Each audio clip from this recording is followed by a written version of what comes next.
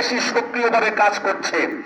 আজকে এমন একটি সময় উপস্থিত হয়েছেন যেই সময়ে আজকে একদল প্রচার করছে ইলমে মারিফত বলতে কিচ্ছু নাই, ইশারা সাওয়াব বলতে কিচ্ছু নাই, পীর মুরিদি বলতে কিচ্ছু নাই, তরিকত তাসাউফ বলতে কিচ্ছু নাই, আল্লাহকে পাওয়ার জন্য কোনো মাধ্যম লাগে না, পীরের কাছে কেন যাব, পীরের হাতে বায়াত হওয়ার দরকার নাই। যেই সময়ে তরিকত তাসাউফ আল্লাহর ওলিদের খিদমত আহলে সুন্নাত ওয়াল জামাতের বিরুদ্ধে সবচেয়ে বেশি ষড়যন্ত্র চক্রান্ত চলছে, কিন্তু হবিগঞ্জের আশেকরা আজকে সেই সময়ে বাজুকার এই ইকরামের ময়দানে দলমত নির্বিশেষে হাজির হয়েছে।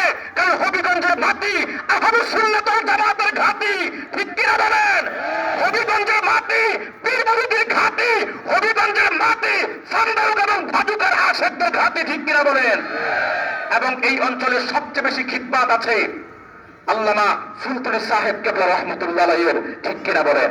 এই জন্য যতই প্রোপাগান্ডা চড়াক, যতই সুন্নিয়তের বিরুদ্ধে বিরুদ্ধাচার করুক, যতই আল্লাহর ওলিদের খিদমতকে অস্বীকার করা হোক, যতই পীর মুরিদির বিরোধিতা করা হোক, তরিকত তাসাউফের বিরোধিতা করা হোক, কিন্তু আমরা যারা আল্লাহর ওলিদেরকে ভালোবাসি, আমরা যারা সুন্নিয়তের ঝান্ডাকে আঁকড়ে ধরেছি, আমাদেরকে কোন রকমের ষড়যন্ত্র করে আহলে সুন্নাত ওয়াল জামাত আর আল্লাহর ওলিদের মত থেকে কেউ এক মিনিটের জন্য দূরে সরাতে পারবে না ইনশাআল্লাহ।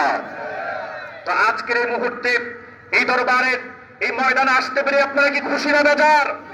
জবান খুলে বলুন, আপনারা কি খুশি না বেজার? আপনারা খুশি, আল্লাহও খুশি। সুবহানাল্লাহ বলবেন না?